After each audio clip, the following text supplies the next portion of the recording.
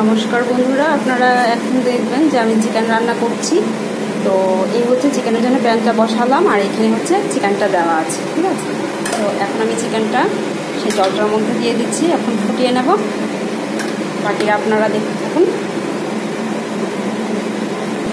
সমস্ত চিকেনগুলি দেওয়া হয়েছে, এখন কিছুক্ষণ 10-15 মিনিটের মতো ফুটবে। এটা ফুটে সেদ্ধ হয়ে গেলে বাকি মশলাগুলি দেওয়া হবে। চিকেন ভর্তার জন্য এখানে দেখতে পাচ্ছেন পেঁয়াজ কুচি করা আছে, আদা গ্রেট করা আছে, শুকনো লঙ্কা আছে, কাঁচা লঙ্কা আছে। ওইগুলিকে একের পর এক দিতে থাকবো আমি। আর এখন দেখুন চিকেনটা হয়ে আসছে, সিদ্ধ হয়ে আসছে। তো এখানে দিয়ে দিচ্ছি আমি নুন পরিমাণ মতো। আর অপশনাল, আপনারা হলুদ চাইলে দিতে পারেন, হলুদটা দিলে কালারটা ভালো হবে। তো এটা আপনাদের অপশনাল, আপনারা দিতে পারেন, নাও দিতে পারেন। তো আমি এটাতে হলুদটা আমি দিই, আর হলুদটা না দিলে এটার কালারটা সুন্দর আসে না। অপশনাল, আপনারা দিতে চাইলে দিতেও পারেন। আমি আবার ঢাকাটা বন্ধ করে দিলাম, এটা হতে থাক। দেখি সেদ্ধ হয়ে গেছে। এখন জলটা শুকালে এটাকে কষিয়ে নিতে হবে। জলটা শুকিয়ে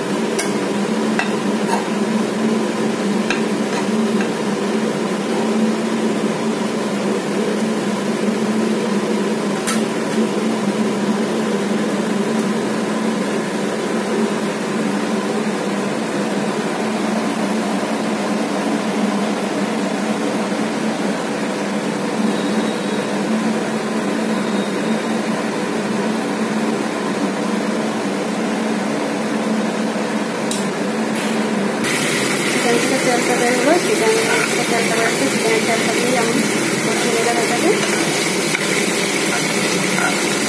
চিকেনটা প্রায় হয়ে এসছে।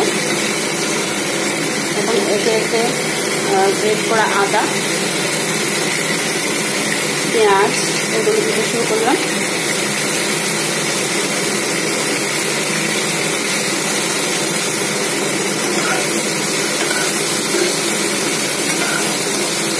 ভালো করে এরপরে চিকেনের যে তেলটা বেরোলো ওটা দিয়েই চিকেনটা কষানো হবে আর কি।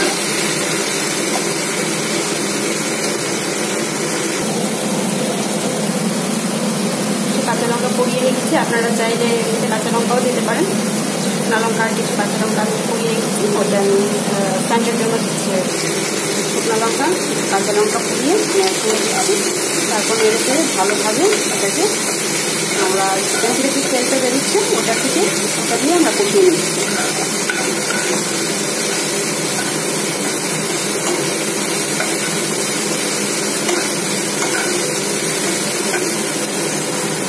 আপনারা দেখতে পাচ্ছেন কীভাবে চিকেন থেকে তেলটা বেরোচ্ছে। চিকেন থেকে তেলটা বেরোনো মানে চিকেনটা রান্না কমপ্লিট হয়ে গেছে। আমার চিকেন ভর্তা কমপ্লিট। আপনারা সবাই জানাবেন কমেন্টে কেমন হয়েছে, কি অ্যাড করতে হবে কিছু।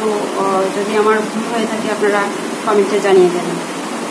আমার চ্যানেলটা সাবস্ক্রাইব করবেন আর আমার পাশে থাকবেন।